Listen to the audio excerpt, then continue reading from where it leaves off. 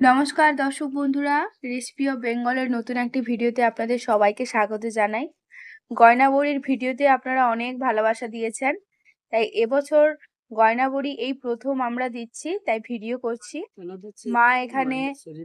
মায়ের শরীরটা একটু খারাপ ছিল, তাই এবছর বড়িটা একটু দেরি হয়ে গেল দিতে।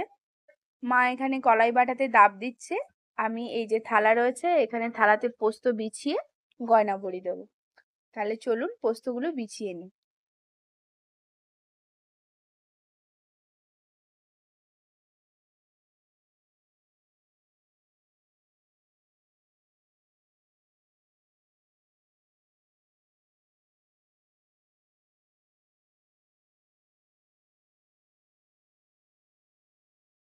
আমি এখানে নিয়েছি একটা তেলের প্যাকেট, সেটা ফরচুনের বোধহয়।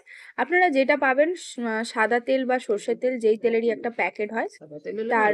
হ্যাঁ, সাদা তেল হলে একটু ভালো হয় আর কি, সর্ষের তেল একটু গন্ধ করে। তার ওপরের পার্টটা একটু কেটে নিয়েছি। আর নিয়েছি একটা চং। আচ্ছা, গ্যাস সারায় ওই সব জায়গা থেকে গ্যাস আর কুকার টুকার এগুলো যেগুলো সারায়, আচ্ছা ওই দোকানে গিয়ে বললেই চংটা পেয়ে যাবেন। দেখবেন মুখটা যেন খুব বেশি বড়ও না হয়, খুব বেশি ছোটও না হয়, মাঝারি রকমের নেবেন আর একটু মুখটা বড় নেবেন, তাহলে বড়ি দিতে আপনাদের সুবিধে হবে। এবারে এই তেলের প্যাকেটের নিচের কোণাটা একটু আমি কেটে নিয়েছি, যাতে এই চোঙটা আমি বের করে নিতে পারি। দেখুন, পকেটের মতো ঢুকে গেছে। এবং এই যে মা যে কলাইটা দাবছে, এই কলাইটা দাবাটাই ভেতরে দিয়ে দিলে খুব সুন্দর বড়ি দেওয়া হবে। মা অনেকক্ষণ ধরেই কলাইটা দাবছে। মা এবার বুঝবে যে কলাইটা দাবা হয়েছে কিনা। ওখানে এক বাটি জল নিয়েছে, তারপরে অল্প একটু কলাই বাটা জলের উপর ফেলে দিল। এই যে দেখছেন জলের উপর ভেসে উঠেছে, তার মানে কি মা কলাই দাবা হয়ে গেছে। হ্যাঁ, এবারে আমি তাহলে বড়িটা দিতে পারবো। আমার এখানে থালাতে পোস্ত বেছানো হয়ে গেছে, আমি এবার বড়ি দেবো।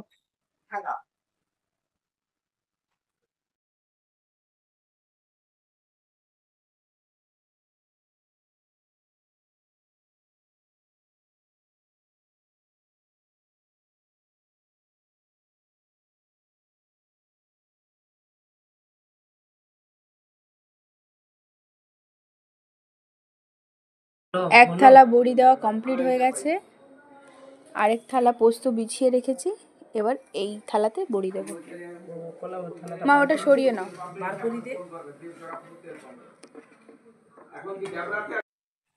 এখানে বাইরে রোদে থালা দিয়ে দিয়েছি, যাতে বড়িগুলো শুকিয়ে যায়। কিছুক্ষণ পরে আবার হালকা একটু চাপা দিয়ে ছাদে দিয়ে দেবো।